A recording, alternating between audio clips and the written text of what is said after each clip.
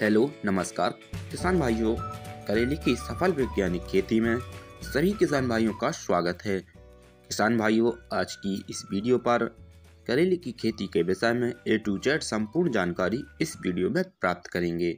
जो किसान भाई पहले से ड्रिप के माध्यम से खेती करते हैं या बिना ड्रिप के भी करेले की फसल उगाना चाहते हैं तो इस वीडियो को अंत तक जरूर देखें।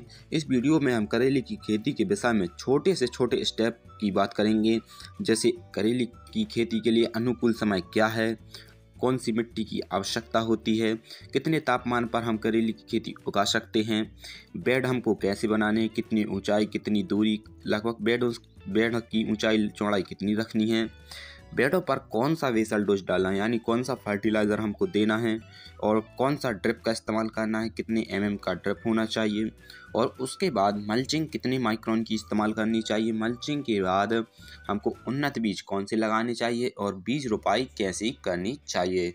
तो किसान भाइयों से निवेदन है कि वीडियो पर अंत तक बने रहें, इस वीडियो में संपूर्ण जानकारी प्राप्त करेंगे। तो चलिए किसान भाइयों, वीडियो को बिना समय गवाते हुए स्टार्ट कर लेते हैं।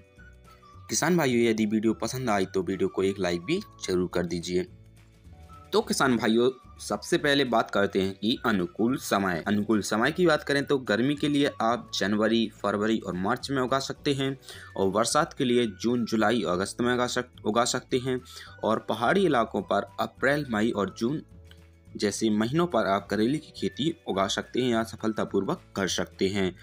अब बात करते हैं कि कितने तापमान की आवश्यकता होती है। तो करेले की अच्छी पैदावार के लिए 15 डिग्री से लेके 35 से 40 डिग्री सेल्सियस तापमान उच्चतम है, यानी इसमें इतने तापमान में करेले की फसल उगाई जा सकती है। किसान भाइयों, मिट्टी की बात करें तो करेले की खेती के लिए सभी प्रकार की मिट्टी पर करेले की खेती उगाई जा सकती है, जैसे लाल मिट्टी, काली मिट्टी, रेतीली मिट्टी, दोमट मिट्टी, बालुई मिट्टी, लगभग A to Z संपूर्ण मिट्टी पर करेले की खेती उगाई जा सकती है। किसान भाइयों, अब बात करते हैं कि खेत तैयार कैसे करें। तो सबसे पहले प्लाऊ की सहायता से गहरी जुताई करवा लें, फिर खेत में कम से कम 20 से 30 दिन की अच्छी धूप दें। धूप से क्या होगा कि जो नेमाटोड की समस्या आती है, नेमाटोड की समस्या समाप्त हो जाएगी, और उसके बाद कल्टीवेटर की सहायता से खेत को समतल करा लें। फिर उसमें 2 या 3 ट्रॉली की दर से सड़ी हुई गोबर की खाद पूरे खेत में बिखेर दें। फिर उसके बाद 2 बोरी SSP यानी सिंगल सुपर फास्फेट पूरे खेत में, पाउडर फॉर्म में आता है जो सिंगल सुपर फास्फेट, उसको पूरे खेत में बिखेर दीजिए। फिर उसके बाद आपको रोटोवेटर की सहायता से खेत को अच्छा भुरभुरा बना ले। लो जी, आपका खेत तैयार हो गया। खेत तैयार के बाद बात आती है कि हमको बेड कैसे तैयार करने हैं, क्या ऊंचाई है, क्या चौड़ाई होनी चाहिए। तो किसान भाइयों, बेडों की दूरी आपको 2.5 से 3 फीट रखनी है, और बेडों की ऊंचाई 1 फीट रखनी है। बेड की चौड़ाई की बात करें तो बेड की चौड़ाई 1 से 1.5 फीट होना चाहिए। किसान भाइयों, बेड बनाने के बाद उस पर डालना होता है बेसल डोज। तो बेसल डोज की बात करें तो बेसल डोज के लिए आपको 1 बोरी DAP, 50 kg जो DAP आता है उसको इस्तेमाल करना है।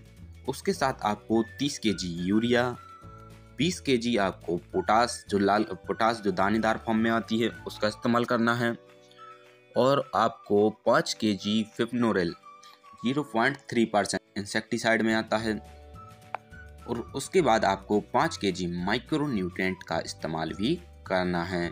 किसान भाइयों, लो जी, आपका बेसल डोज तैयार हुआ। आपको पूरे खेत में, जो आप स्क्रीन पर देख रहे हैं, कुछ इस तरह आपको पूरे खेत में बेडों के ऊपर डाल देना है। बेसल डोज डालने के बाद बात आती है कि अब हमको कौन सी ड्रिप बिछानी है, कितने mm की होनी चाहिए। तो किसान भाइयों, 16 mm की ड्रिप करेले की खेती के लिए बेस्ट है। आप चाहे कोई भी सब्जी की खेती करें तो 16 mm की ड्रिप ही आप इनलाइन ड्रिप ही डालिए। इसी में आपको अच्छी पानी की देने की क्षमता होती है, इसमें ना पानी की कमी आती है ना अधिक पानी होता है। तो किसान भाइयों, 16 mm की ड्रिप का आप इस्तेमाल कीजिए। ड्रिप के बाद मल्चिंग की बात आती है। तो मल्चिंग हमको करेले की खेती के लिए आपको 25 माइक्रोन की मल्चिंग पेपर है, उसको आपको इस्तेमाल करना है। किसान भाइयों, अब बात आती है कि हमें प्रति एकड़ कितनी बीजों की आवश्यकता होती है। तो प्रति एकड़ आपको 8000 से लेके 8500 बीजों की आवश्यकता पड़ने वाली है। किसान भाइयों, यदि उन्नत बीज की बात करें तो HM क्लाउस का अनुष्का F1 हाइब्रिड किसान भाइयों जो आपके एरिया में सुटेबल हो, जो किसान भाई अधिकतर लगाते हैं, जिसका उत्पादन अच्छा हो, किसान भाइयों आप उसी वैरायटी का चयन कीजिए जो आपके एरिया में ज़्यादा उत्पादन देती है।